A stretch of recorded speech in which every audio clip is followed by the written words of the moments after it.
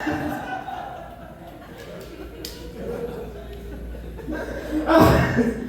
it going? Woo! Yeah, like I said, my name is Ryan Shields. I did have a pretty big year this past year. I did make it on TV. Yeah, I'm in a show on Paramount Plus called Landman. Yeah. For 37 fucking seconds, but I'm in it, so I'm counting. But also, if y'all saw season 1, you might not recognize me. Because also last year, I lost 110 pounds. Yeah, but unfortunately, all my friends are comedians. They're not going to be happy for me. They just give me shit. They're like, oh, you lost all that weight. Were you trying to date a 20-year-old? Yeah, I am 45 years old. Of course I am. And that's obviously not true. Like, I don't want to. I've seen, because they ask me dating advice, these young comedians. I don't know anything about 20-year-old girls. Like, I just tell them bomb a crystal. Tell them it cures anxiety. I don't know what to tell them. Because, the only thing I figured out is these 20-year-old girls, they're really into the month they're born and what mythological creature comes along with that. Yeah, and I don't know shit about that. I would script from the jump. I would walk up to you and be like, what's your zoological sign? I'm a zebra.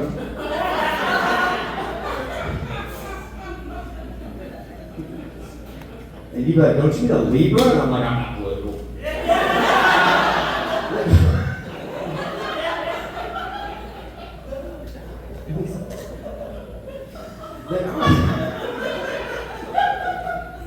They're just different. I don't know how to explain it. It's just, apparently English wasn't good enough, so they came up with shit called love languages. Have y'all heard of this shit?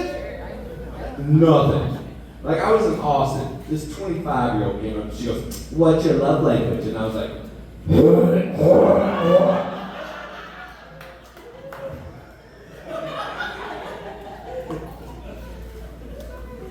don't know if it's a language or not. It is music to my ears. I try to help these young guys out because, I understand. Fellas, it is hard for us when we're dating. Hard. Ladies, I know it's hard for you too. But let's put it in context though, alright? Let's just be honest. Ladies, when you're out there on the hunt, you're looking for a dick in a forest of dicks.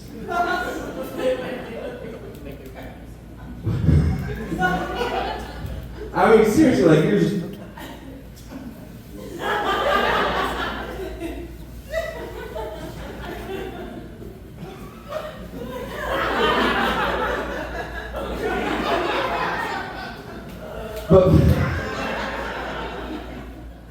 But fellas, when we're on the hunt, we're in the desert. Alone. By ourselves. That's when we see you, we'll call out. Because we're just saying, I'm so thirsty. I'm so thirsty. But fellas, we don't know how to ask for help, so sometimes it comes out, damn, look at them titties.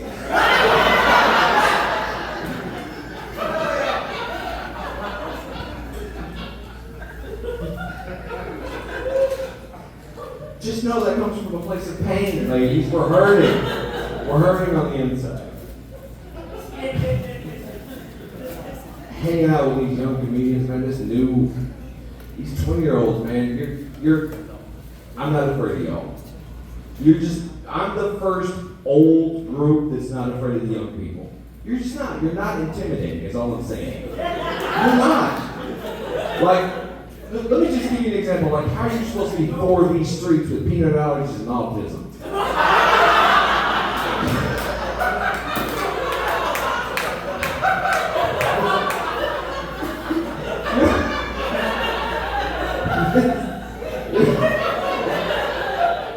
You know what I'm saying? And I know some of you ladies, you're still worried about walking alone in the park and going to your car at night. Just start moisturizing with peanut oil.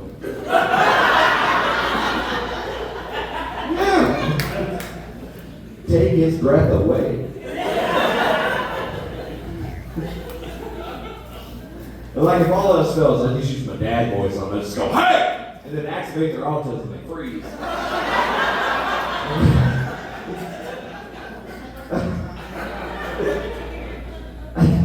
And it's like seeing a tiger in the wild. They're like, oh shit, because they've never seen a dad before either.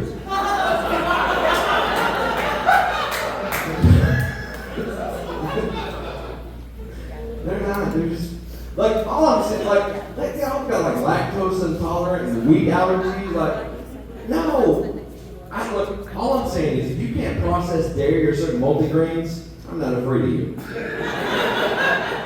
No, fuck off, Tanner. I'll take the whole group out with a milkshake and a bagel.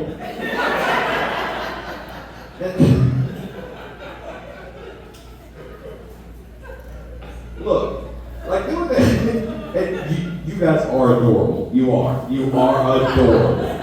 But the only thing that worries me about these young 20-year-olds is if a war breaks out. Yeah. That's gonna be a bad look. It's just gonna be a sea of blue hair.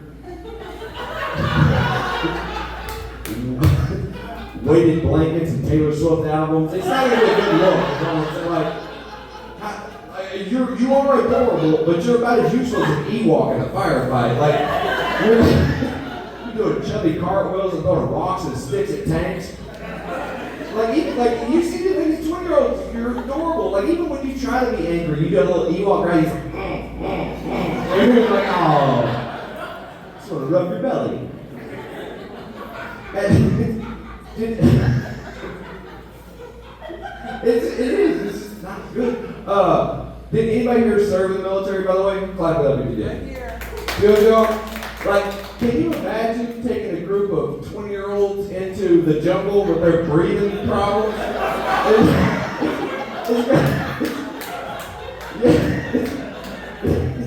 It's gonna sound. It's gonna lead a platoon of asthmatic donkeys through the forest.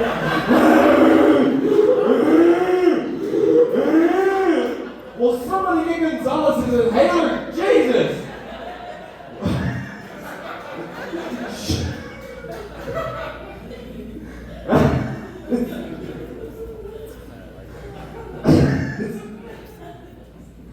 I know, it's just, I don't know what it is about you guys. It's just, I think, well, here's the solution I came up with. We're gonna have to beat the shit out of this new generation. Whatever the next, the one after y'all, we're gonna have to beat the piss out of them. Like, you know, I'm talking about give them trauma, like real trauma. Not like y'all talking like, oh, I lost my iPhone when I was 12. No. I'm talking about Pappy used to beat me with a pillowcase and a stick kind of trauma, like. Because that generation will win a war.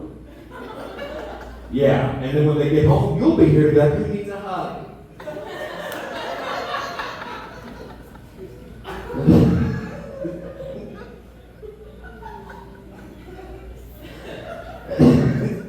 It's just been weird for me like this year. You know, I'm trying new stuff, hang out with these young kids. I'm trying to stay hip and trying to stay healthy. So, yeah.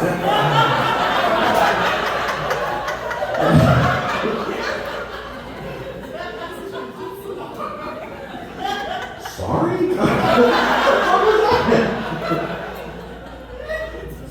What was that? Loser!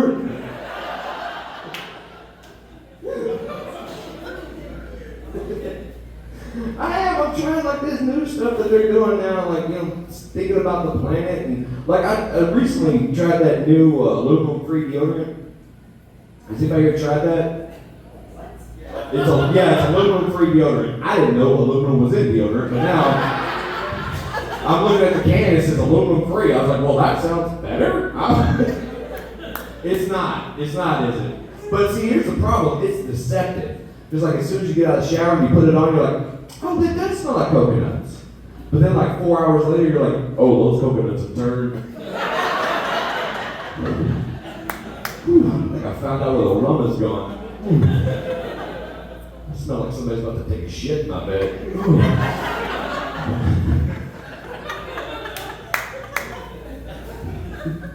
So yeah, I know it's bad for you, but I went right back to aluminum. I know it's just, yeah, I did. I know it's bad. I know RFK's like, it causes autism. I don't give a shit.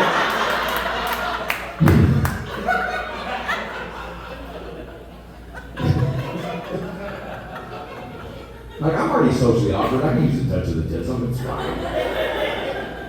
I can be in the trains.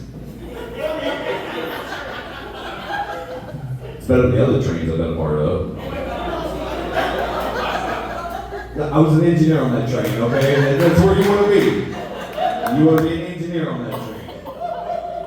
You do not want to be a caboose. You're pushing a lot of loads in front of you.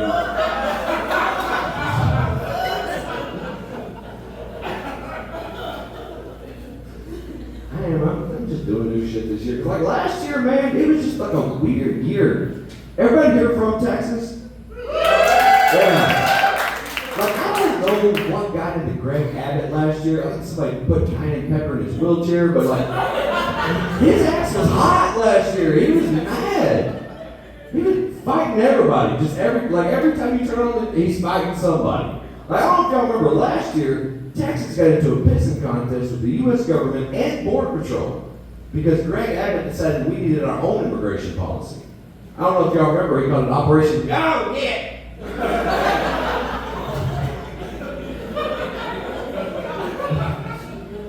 Not to be confused with our current immigration policy of hell out of here.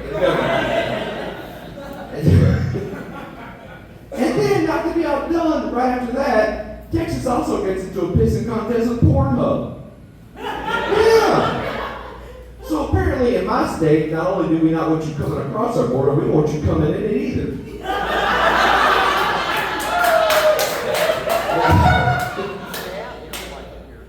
And y'all, I have ADHD really bad. Like really bad. And I am not medicated. No, I am raw dogging live. We're just like, let's go. Well, I haven't told y'all yet, but I was basically born in a trailer. And, yeah. Well, see, I'm just afraid Adderall's too close to meth. So I'm afraid some of my DNA is going to taste that Adderall and go, finally! One of us! Sorry. One of us!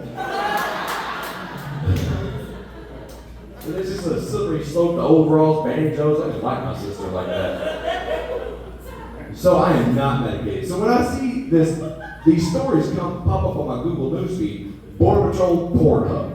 Like the first thing that popped in my mind, I don't know why. Y'all remember that scene in Braveheart where like the Scottish dudes like lifted their kilts with the English? Well, I thought it'd be hilarious if a bunch of Mexican dudes just lined up on the south side of the Rio Grande and was like,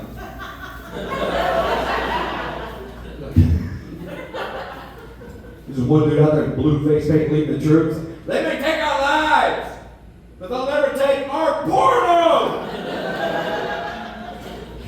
Like nobody has swords, so he's just slapping dicks as he runs out the river.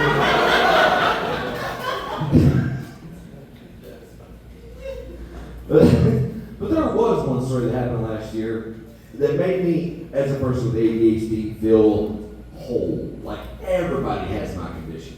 And that one story was the P. Diddy story.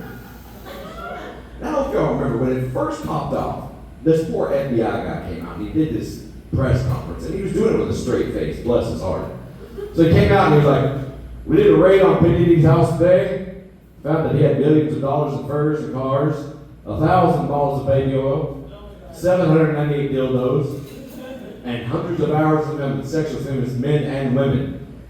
And as a country as a whole, everybody went, did you say 1,000 bottles of baby oil? And we couldn't get over it. This actually started one of the funniest Twitter feuds I've ever seen in my life. Because then somebody popped up, where do you get 1,000 bottles of baby oil? And then somebody put Costco. And then Costco responded, we don't sell baby oil.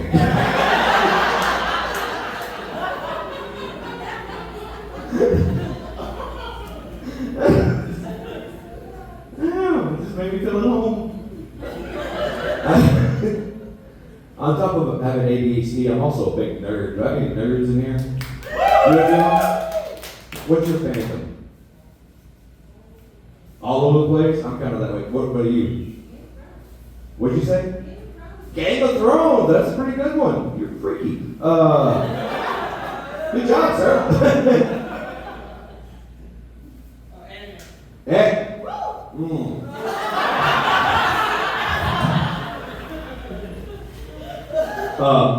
you're freaky. I don't know.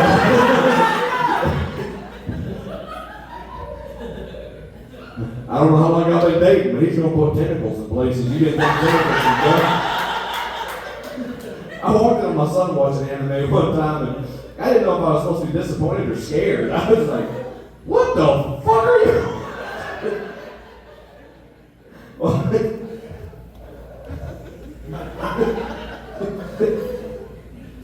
I don't like the way you laugh. You know, it's almost like a bird chirping, but like a little deeper.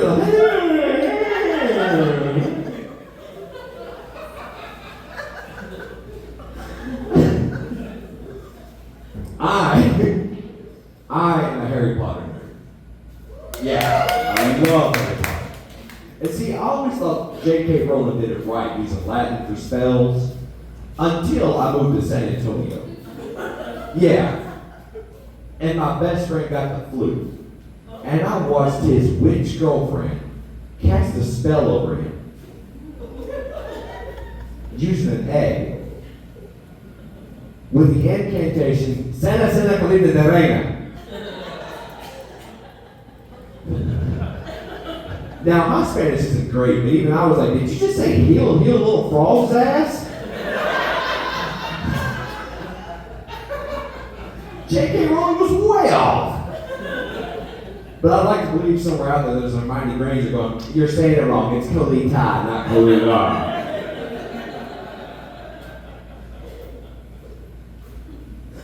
I don't know, man. I'm a simple guy, really. I'm from a big family, too. I'm one of 9 kids. Woo! Yeah. Different moms, different dads, and all this.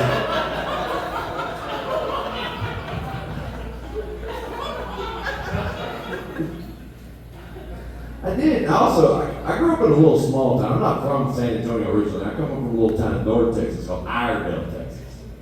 300 people. Yeah. I graduated class of 10. I was this close to a scholarship.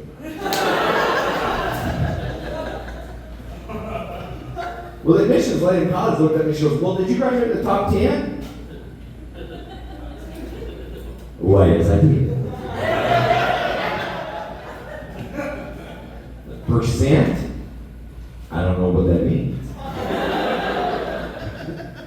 But I love this little small town. There's nothing special. Like, we have one line of blanks. Like, that's it. But Iredell does have something. Y'all can look this up.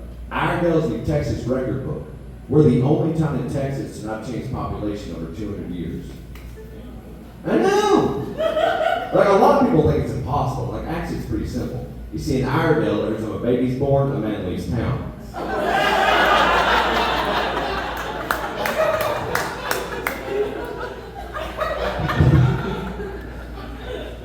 So now I'm here.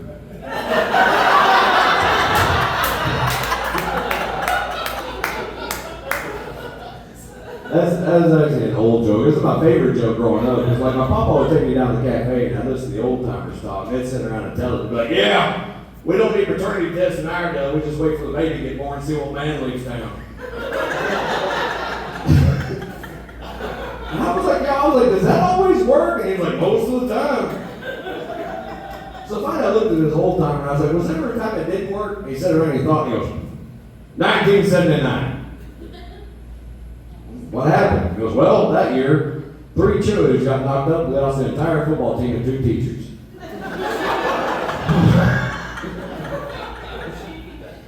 Damn.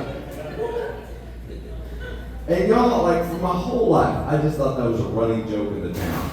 Until my first nephew was born and my brother moved to Fort Worth.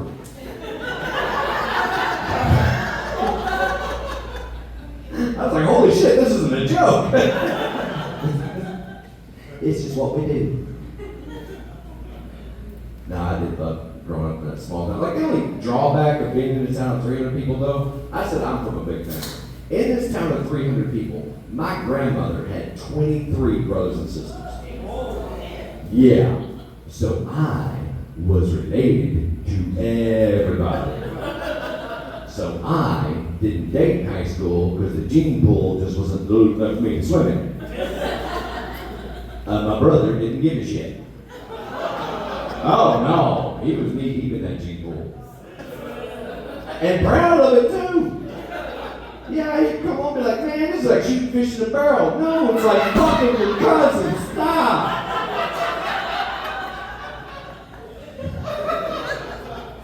So we got wet feet in the family.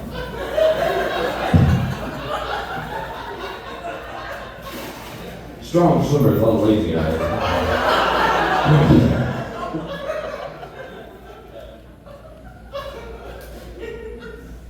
It was an interesting childhood. Like I mentioned my papa earlier, the reason why I'm mentioning is I was raised by my grandparents. Anybody ever raised by their grandparents? One person in a broken home? Oh, two broken homes. Cool. Well, it was cool. Like I didn't really notice the difference, but there was a 60-year age gap. Yeah, and most of the time it was fine. But the one time in my life that was most evident is when the year I turned 15 and discovered Snoop Dogg. Oh yeah, I was bumping doggy style all up and down the dirt roads. I love Mr. Snoop Dogg. But here was the rift. My grandmother hated rap music. But she had, the excuse didn't make sense to me. Because all she would say is, I don't like rap music. It's not about drugs and whores and murder. Oh, really? Have you not been paying attention to this country music you've been spoon-feeding me for 15 years?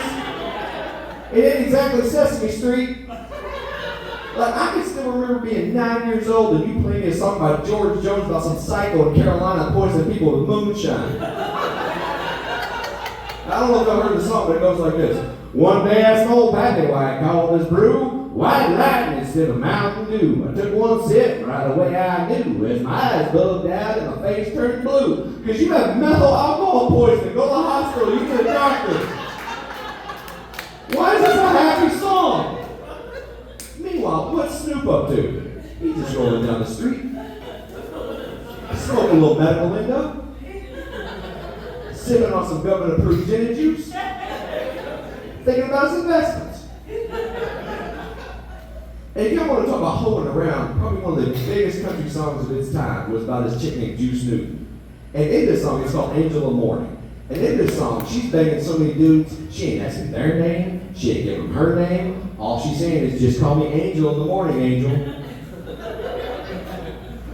Full disclosure, Snoop may have had some bitches in the living room getting it on. But they ain't leaving till 6 in the morning, right? Like he's like quiet night, not bothering nobody, he's not going nowhere. He's got a pocket full of rubbers and his homeboys do too. Very responsible, very responsible.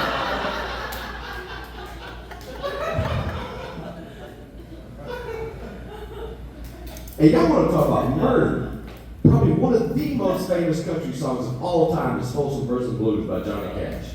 Yeah, it's a good song. But in that song, Johnny Cash sings this lyric, I shot a man in Reno just to watch him die. Do you know how dark that is? The NWA didn't go that hard. They said, fuck the police. They didn't say, lie in the room, want to see the lights leave their eyes.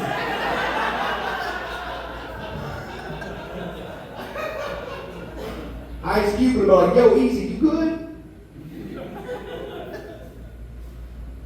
And I'm just glad my grandma didn't live to see WAP come out.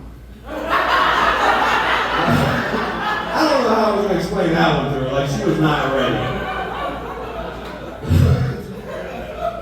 She was. But some of y'all might not know this. Did y'all know WAP is actually a knockoff of a country song? Yeah. Anybody have a guess? 1993, Alan Jackson came out with a song called Chattahoochee. And in that song, because he cleverly left out a possessive pronoun, he was able to sing on country music radio, way down yonder on the Chattahoochee, it gets hotter than the hoochie coochie. That's a nonsense, or it's like gobbledygook, it doesn't mean anything. However, if you make that pronoun possessive, that lyric becomes way down yonder on the Chattahoochee, it gets hotter than the hoochie coochie. That is a real thing. And for those of y'all who don't know, the Chattahoochee River's in Georgia, runs north and south. In the summer, it's 115 degrees, 98% humidity. That Tucci also had swamp ass. So there's Alan Jackson on country music radio singing about a WAP.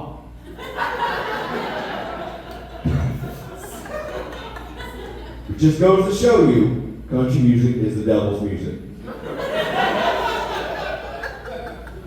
Look, that's according to Charlie Daniels. When the devil went down to Georgia, he was playing a fiddle. He wasn't playing trap music, all right? I'm just saying. And he was in Georgia, okay? Like, all right, guys. I've had a fun night with y'all tonight. Y'all have fun?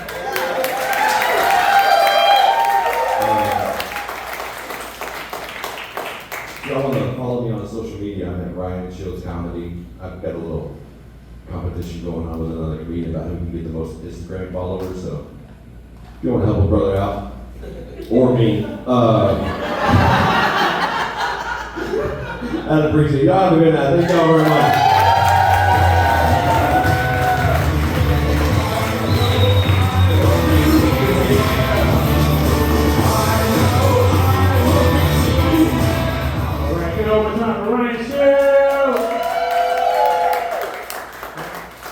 Let's just get one more hand for our comedians outside of